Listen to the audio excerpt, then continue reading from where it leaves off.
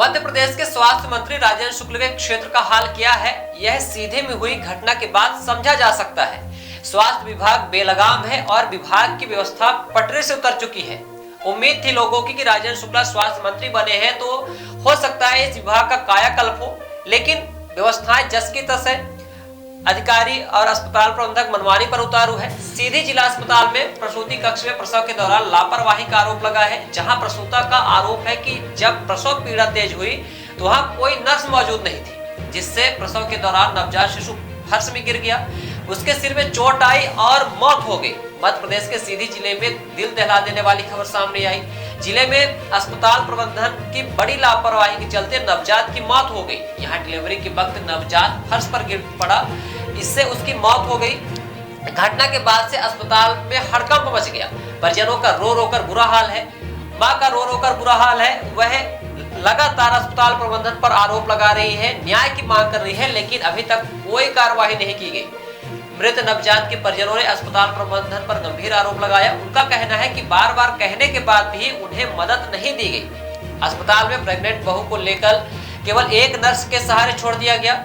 उन्होंने कहा कि हमारे परिवार के सदस्यों को भी नहीं आने दिया गया। वहीं दूसरी ओर अस्पताल के जिम्मेदार अधिकारियों को कहना है कि मामले की जांच की जा रही है, जो कि हर बार का घिसा पिटा पुराना स्टेटमेंट है कि कार्रवाई की जाएगी, जांच की जा रही है। आखिर उस वक्त प्रसव से पीड़ित महिला को नर्स उपलब्ध क्यों नहीं करवाई गई, जब आरोप लगाया जा रहा है कि उस वक्त एक ही नर्स थी। जब प्रसव पीड़ा तेज हुई तो उस वक्त कोई नहीं था, बच्चा नीचे गिर गया। इससे किसकी लापरवाही है? लेकिन अस्पताल प्रबंधन द्वारा कहा जा रहा है कि जांच कर लापरवाही करने वालों पर कार्रवाई की जाएगी, लेकिन 2 दिन बीत जाने के बाद भी आज तक कोई कार्रवाई नहीं की गई, जिससे स्वास्थ्य मंत्री राजेंद्र शुक्ल के विभाग पर सवाल खड़े हो रहे हैं। गौरतलब है कि सीधी शहर के कोटहा की रहने वाली गुड़िया प्रजापति को डिलीवरी के लिए सीधी जिला अस्पताल में भर्ती किया गया था। उसने जैसे ही बच्चे को जन्म दिया वैसे ही बच्चा फर्श पर गिर गया। इससे उसके सिर में गंभीर चोट आई, इस वजह से उसने वही दम तोड़ दिया। इसकी जानकारी लगते ही महिला के परिजन भड़क गए। उन्होंने अस्पताल में हंगामा मचा दिया। परिजन न्याय के लिए दर-दर भटक रहे हैं, लेकिन अस्पताल प्रबंधन द्वारा किसी पर कार्रवाई नहीं की गई। आइए आपको सुनाते हैं एक माँ की पीड़ा जिसने अपना बच्चा खोया है और अस्पताल प्रबंधन ने क्या कहा है, क्या कार्रवाई की जाएगी या नहीं।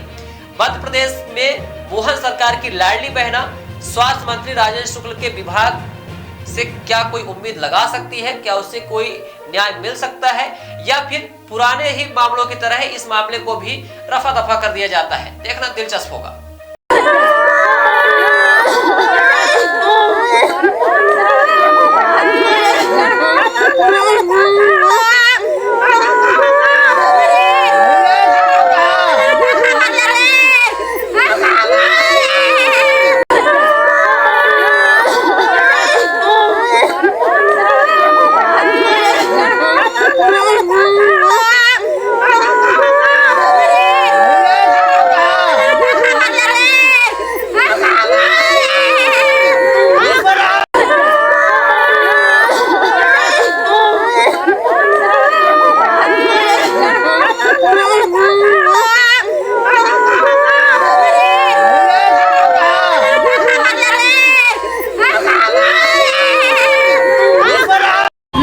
सर हमारे अगल बगल में कोई नहीं था, एक सिस्टर थी और हम बुला रहे थे कि हमारे साथी लोग को बुला दो, हमारे दड़ी दर्द पिला रही है, बुला दो।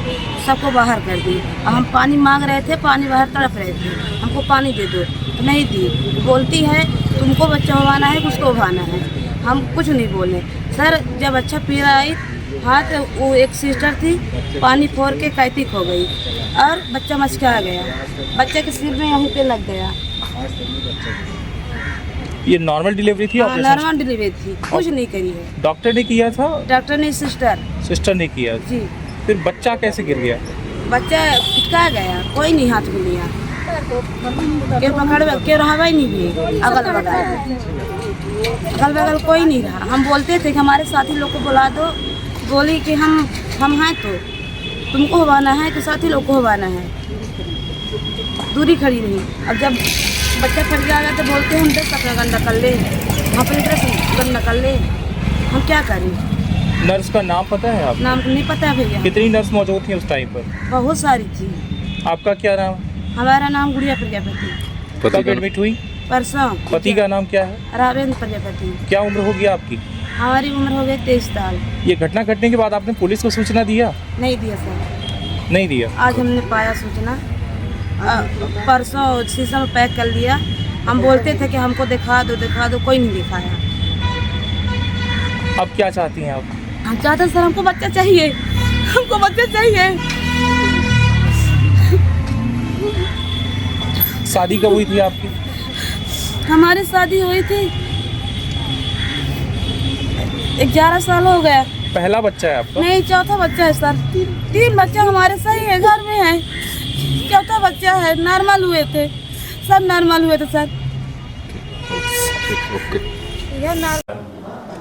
ये अभी जानकारी हुई है कि कोई गुड़िया प्रजापति का है बेबी, तो अभी जानकारी हुई, हम देखते हैं उसमें कि क्या कहाँ किस लेवल में दिक्कत हुई है, तो हम उसको जांच करके फिर हम उसकी चर्चा करेंगे। है कि डॉक्टर मौजूद नहीं थे, सिर्फ नर्सों के द्वारा ऑपरेशन ये नॉर्मल डिलीवरी करवाई गई, लेकिन कुछ ऐसी स्थिति थी कि पानी वगैरह फटा जिसकी वजह से वो ऐसी दशा बनी। नहीं, पानी फटना तो सामान्य बात है, और नॉर्मल प्रसव है तो हमारे सारे स्टाफ ट्रेंड हैं, नॉर्मल प्रसव कराते हैं और डॉक्टर भी आसपास उपस्थित रहते हैं।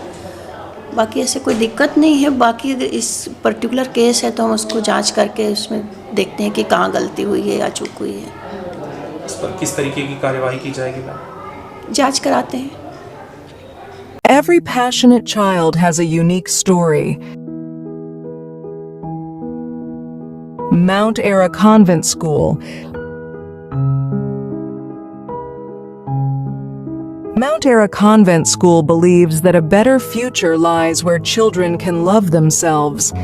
Mount Era Convent School have trained and experienced teacher, modern infrastructure, van facility, big playground, pedagogically designed curriculum, CCTV surveillance in all classes.